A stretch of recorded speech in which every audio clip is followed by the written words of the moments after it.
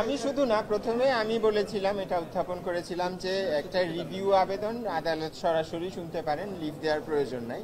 যখন হাইকোর্টের কোনো রায়ের বিবেচনার বিষয় আসে আপিল বিভাগ কর্তৃক, তখন লিভ দেওয়ার বিষয় থাকে। কিন্তু আপিল বিভাগের নিজের রায় যেহেতু ওনারা এখানে পর্যালোচনা করবেন, লিভের প্রয়োজন নাই। তো আমি এটা বলার পরে মূলত আদালতে উপস্থিত সব আইনজীবী আমার সাথে একমত পোষণ করেছেন, অ্যাটর্নি জেনারেল সহ।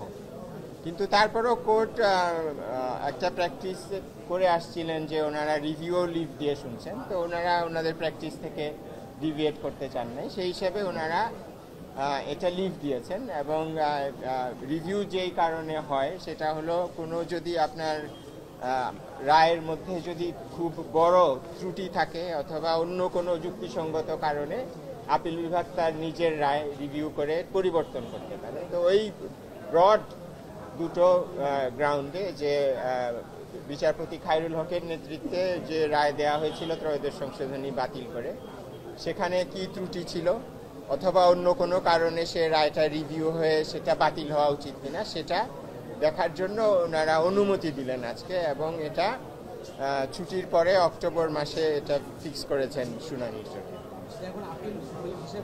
এখন এটা রিভিউ, এখন এই রিভিউটা শুনানি হবে। শুনানি যেটা হবে সেটা হলো বিচারপতি খায়রুল হকের নেতৃত্বে আপিল বিভাগ ত্রয়োদশ সংশোধনী বাতিল করে যেই রায় দিয়েছিলেন সেটা সঠিক ছিল কিনা।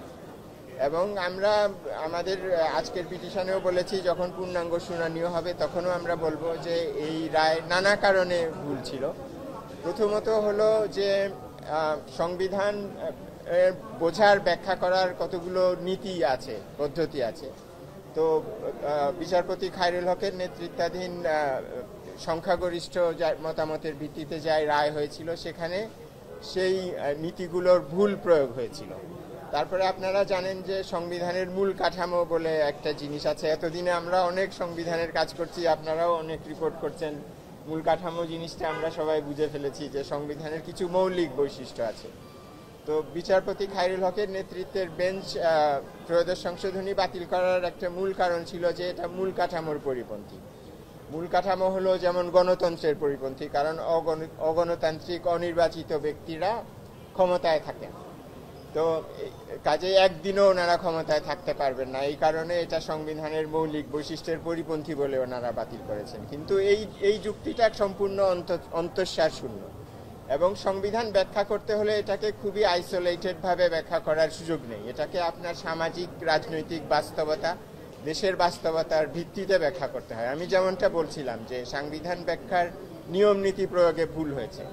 এখন ওনারা বললেন যে একদিনের জন্য অনির্বাচিত ব্যক্তি থাকতে পারবেন না। এই কথা বলে পরে কি হলো, ফলাফল দাঁড়ালো যে 15 বছর আমরা অনির্বাচিত লোকজনের অধীনে ছিলাম।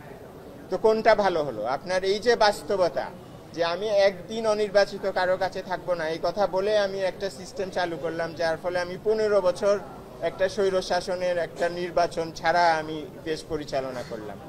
এই জিনিসটা তো আপনার দেখতে হবে। এবং সংবিধান ব্যাখ্যার এটা শুধু রাজনৈতিক বিষয় নয়, আপনার সাংবিধানিক আইন আপনাকে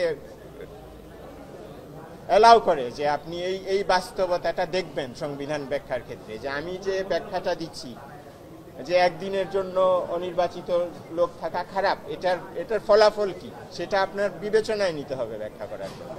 এই ফলাফলটা ওনারা বিবেচনায় নেন নাই, না নেওয়ার ফলেই এই 15 বছরের স্বৈরশাসন হয়েছে। কাজেই এই রায় অবশ্যই এটা পুনর্বিবেচনা হওয়া উচিত, বাতিল হওয়া উচিত। এবং যখন আপিল শুনানি হবে আমরা পূর্ণাঙ্গভাবে এগুলো বলব।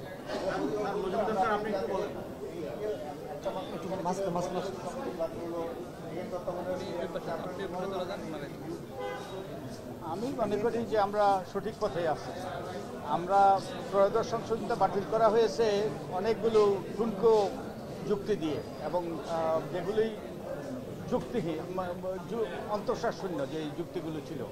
একটা যুক্তিতে ছিল যে যে যুক্তিটা আমরা দেখিয়েছি যে এটা ছিল রাজনৈতিক সিদ্ধান্ত, পলিটিক্যাল কোয়েশ্চেন বলে একটা ডক্ট্রিন আছে, যে রাজনীতিবিদরা ঠিক করেছে আমাদের সুষ্ঠু নিরপেক্ষ নির্বাচনের খাতিরে আমাদের গণতান্ত্রিক ব্যবস্থাটাকে কার্যকর করার জন্য নির্বাচন করানোর সময়ে একটা নির্দলীয় সরকার থাকা উচিত। এটা হলো রাজনৈতিক সিদ্ধান্ত। রাজনৈতিক সিদ্ধান্ততে সাধারণত আদালত সেখানে হস্তক্ষেপ করে না। এই একটা যুক্তি, এইরকম আরও অনেকগুলো যুক্তি আমি এই বইতে তুলে ধরেছি এবং যেগুলো আদালতে উত্থাপন করা হয়েছে। তো এই সব যুক্তিতেই কিন্তু আমরা মনে করি যে খায়রুল হকের রায়টা, যে ত্রয়োদশ সংশোধনী মামলার যে আপিল বিভাগের রায়টা, এটা যে যুক্তিহীন এবং এটা গ্রহণযোগ্য নয়। তার ভিত্তিতেই আপিল হয়েছে, তার ভিত্তিতেই আমরা এখন যে